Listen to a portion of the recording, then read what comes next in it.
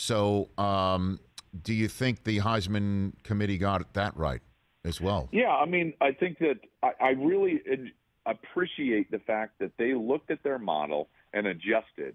And what they adjusted on is that now they take the four top vote getters and bring them as finalists every year, rather than sometimes we would have three and sometimes we would have five, and they did it based on how close the vote was. At least now there's this point of demarcation where it's like, listen, if I'm good enough to be one of the top four vote getters in the Heisman Trophy, regardless of how far back I am, because trust me, I guarantee you those guys at 2, 3, and 4 are going to be pretty far back from Bryce Young. You know, I get to go be a Heisman finalist. I get to honor my program and all of those things. So I think that's a really good change that the Heisman has brought to pass over the last couple of years. Having said that, yeah, I think that these were the four guys that I was looking at. Will Anderson probably was close to being right there, the outside linebacker, defensive end for Alabama. He's been phenomenal this year. But Aidan Hutchinson just played so dominant in the biggest environments of the year. You look at his back end of the season and what he was able to do, in particular in that Ohio State game, 3 sacks against the best passing offense in the country. I think that they got it right, guys. I think that this guy is an absolute freak and that he deserved to be in New York.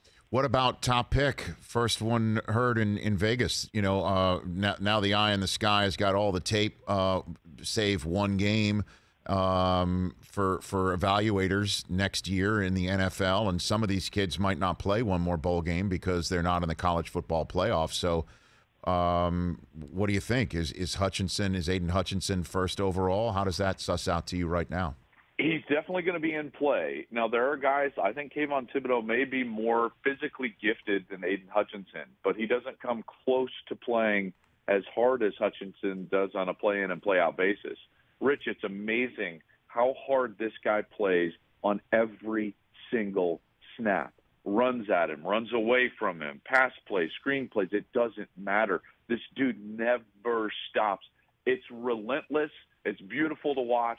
He's also very skilled, and he has a plan. He's strong. He's got all the things that you probably sit there and roll your eyes at for over the, however long, 20 years you've been doing it. He's got the speed, the power, and he can flip his hips and yada, yada, yada. You know what he does? He gets it done, man. He's a football playing Jesse. And I think that he'll absolutely be in play at that top pick because of it. Which quarterback do you think gets pushed to the top because there's a need and so on and so forth? First blush right here in early December. Joel, I'm not sure. I would probably say Matt Corral. He's got, to me, the most physically gifted upside, and I think he would be that guy. But I've got this sneaky suspicion that Kenny Pickett is going to be the fastest riser up boards of the draft season, the quarterback from Pitt. He just reminds me too much of the Mac Jones, Joe Burrow, Baker Mayfield. Has played a lot of football, and then you put on his tape and you're like, man, he gets it. He's accurate. So I would say just watch out for Kenny Pickett. Do you think the Heisman committee can remake the trophy for Kenny if he wins it as a fake slide instead of a stiff arm? What do you think? Do you think he can do that? That would be amazing. And when you actually throw, it's almost like a dead leg fake slide. That's amazing. More power to you. It's an amazing move. I would have torn both knees trying to do that. Where do you stand though on the debate that it shouldn't be allowed though? What do you think? That he utilized that player safety rule to his advantage to dupe the backs into thinking he's sliding and then scored. Where do you stand on that one? Yeah, Joel? I mean, that's a tough one because it's so. I guess it's so subjective. I mean, it gets back to almost like the tuck rule.